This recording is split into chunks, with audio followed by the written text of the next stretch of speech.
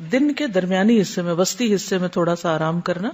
قیلولہ کہلاتا ہے، اور یہ سنت ہے، اور یہ پورے جسم کو ریلیکس کر دیتا ہے۔ قیلولہ کرنے سے رات کی نیند بھی پرسکون ہو جاتی ہے، اور اس طرح مکمل ریلیکسیشن حاصل ہوتی ہے، کیونکہ نیند کا نہ آنا بذات خود ایک سٹریس ہوتا ہے، تو قیلولہ اس کا علاج ہے۔ قیلولہ کا مطلب ضروری طور پر سونا نہیں کہ اس میں نیند ہی آئے، کیونکہ بعض لوگوں کو 15 منٹ میں نیند نہیں بھی آتی، تو اس صورت میں خاموشی کے ساتھ ریلیکس کرنا، آنکھیں بند کر کے کچھ دیر اپنے جسم کو بالکل ڈھیلا چھوڑ دینا، یہ بھی اس مقصد کو پورا کر دے گا۔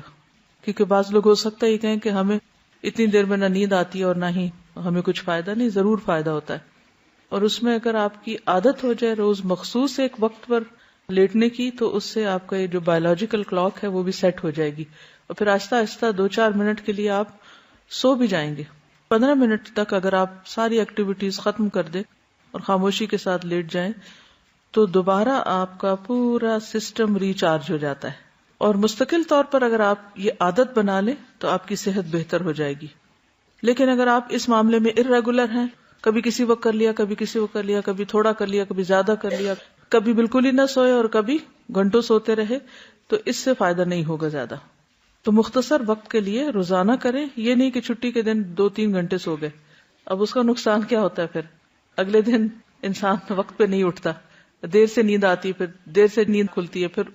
ویک کا پہلا دن اگر ڈسٹرب ہے تو سارا ویک پھر ڈسٹرب ہو جاتا ہے ایک طرح سے۔ تو اس لیے اس معاملے میں اعتدال ضروری ہے۔